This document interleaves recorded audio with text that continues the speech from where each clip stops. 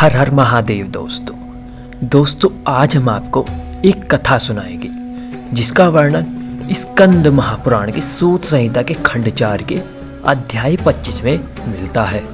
इस कथा में भगवान विष्णु का एक महान भक्त होता है जिसका नाम था सत्यसंध।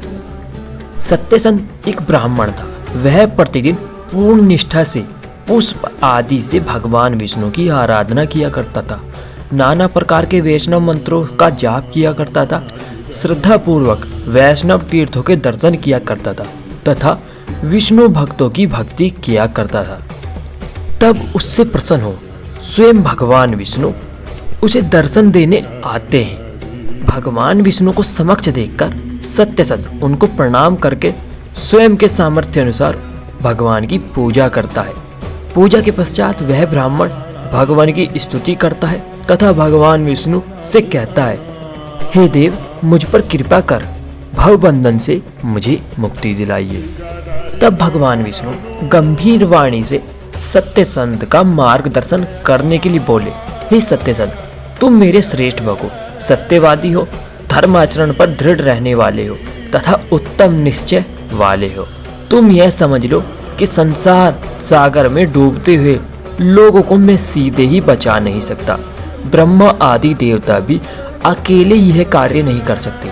मोक्ष प्रदान करने के लिए हम सब जिसका सहारा लेना पड़ता है वह शिव ही संसार में सब जंतुओं को सीधा बिना किसी अन्य के सहारे की मुक्ति देने वाले हैं।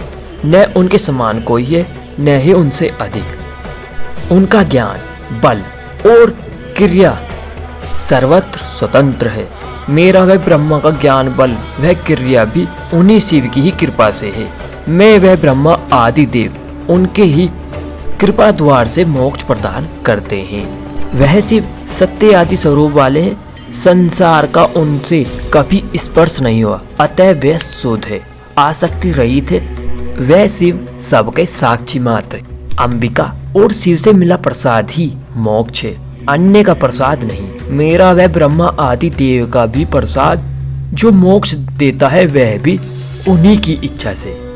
अतः मुझ समेत अन्य सब की कृपा शिव कृपा के आधार पर ही भोग या मोक्ष देने में समर्थ है। अतः प्रिय सत्यसंध, शिव की पूरी कृपा पाने के लिए तुम करुणामय महादेव का भजन करो।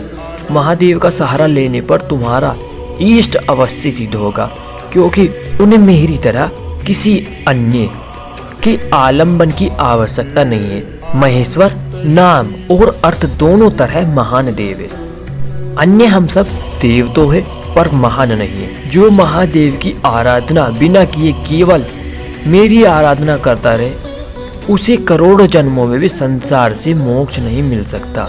यह मैंने तुम्हारे मोक्ष का उपाय बताया। अब तुम अन्य सब को छोड़कर सांब सदाशिव की भजन करो।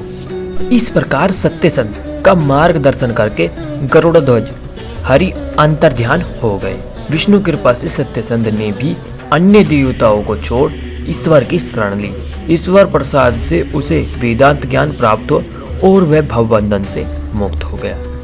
तो दोस्तों, आपने जाना कैसे भगवान विष्णु ने अपने भक्त सत्यसंध को शिव भक्ति प्रदान